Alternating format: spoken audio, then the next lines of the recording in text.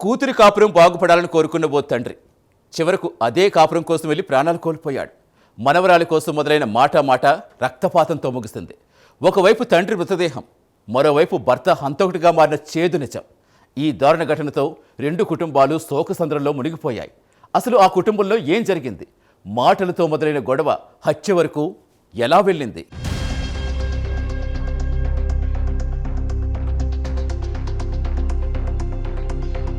కూతుర్ని అత్తారింటికి పంపిన తండ్రి ఆమె జీవితం సంతోషంగా ఉండాలని మాత్రమే కోరుకుంటాడు. భార్యాభర్తల మధ్య వచ్చిన చిన్న చిన్న మనస్పర్ధలు పెద్దలు కూర్చొని మాట్లాడితే సర్దుకుపోతాయని నమ్ముతాడు. కానీ ఆ గొడవే చివరకు తండ్రి ప్రాణాలు తీస్తుందని ఎవ్వరూ ఊహించరు.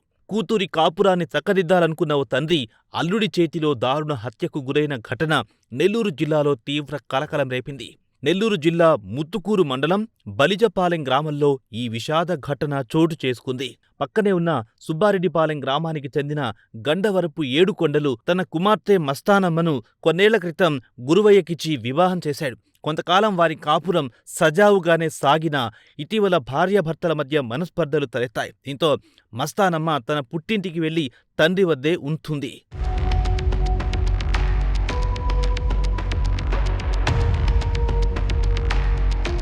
అయితే ఘటన ముందు రోజు గురువయ్య తన కుమార్తెను తన వెంట తీసుకెళ్లాడు. దీంతో చిన్నారిని తిరిగి తీసుకురావాలని భావించిన మస్తానమ్మ తన తండ్రి ఏడుకొండలతో కలిసి బలిజపాలెం వెళ్ళింది.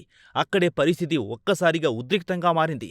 మొదట చిన్నారి విషయంపై ప్రారంభమైన మాట క్రమంగా తీవ్ర వాగ్వాదంగా మారినట్లు సమాచారం. కుటుంబ సభ్యుల మధ్య జరిగిన ఈ వివాదం చివరకు రక్తపాతానికి దారితీసింది. ఆగ్రహంతో ఊగిపోయిన గురువయ్య వెంట తెచ్చుకున్న చాకుతో మామ ఏడుకొండలు గొంతు కోశాడు. ఒక్కసారిగా జరిగిన ఈ దాడితో అక్కడున్నవారు భయాందోళనకు గురయ్యారు. రక్తపు మడుగులో పడిపోయిన ఏడుకొండలను స్థానికులు వెంటనే నెల్లూరు ప్రభుత్వ ఆసుపత్రికి తరలించారు. అయితే అప్పటికి ఆయన మృతి చెందినట్లు వైద్యులు నిర్ధారించారు. కూతురి కాపురం కోసం వెళ్లిన తండ్రి శవంగా తిరిగి రావడం కుటుంబ సభ్యులను విషాదంలో ముంచేసింది.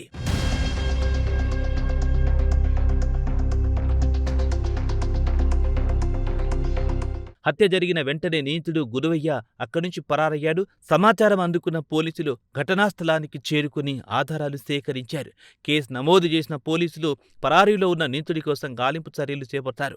ఓ కుటుంబ వివాదం, ఇద్దరి మధ్య ఉండాల్సిన సమస్య చివరికి ఓ నిండు ప్రాణాన్ని బలి తీసుకుంది.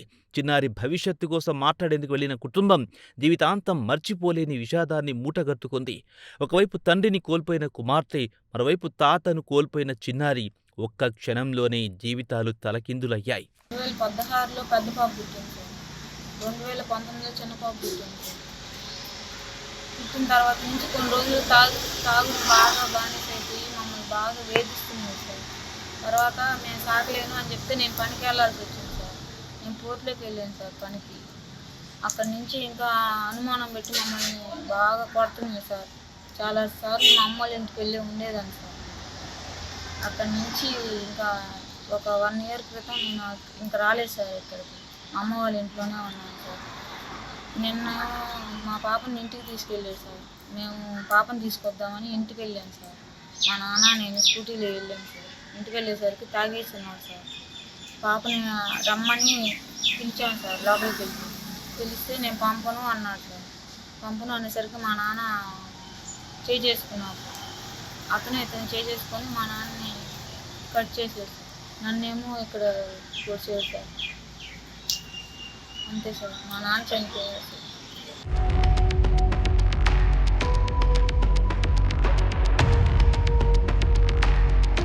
కుటుంబాల్లో విభేదాలు రావటం సహజం.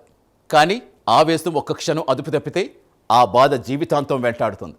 ఈ ఘటనలో ఒక తండ్రి ప్రాణం పోయింది. ఒక కుమార్తెకు తండ్రి దూరమయ్యాడు. ఒక చిన్నారి తన తాతను కోల్పోయింది.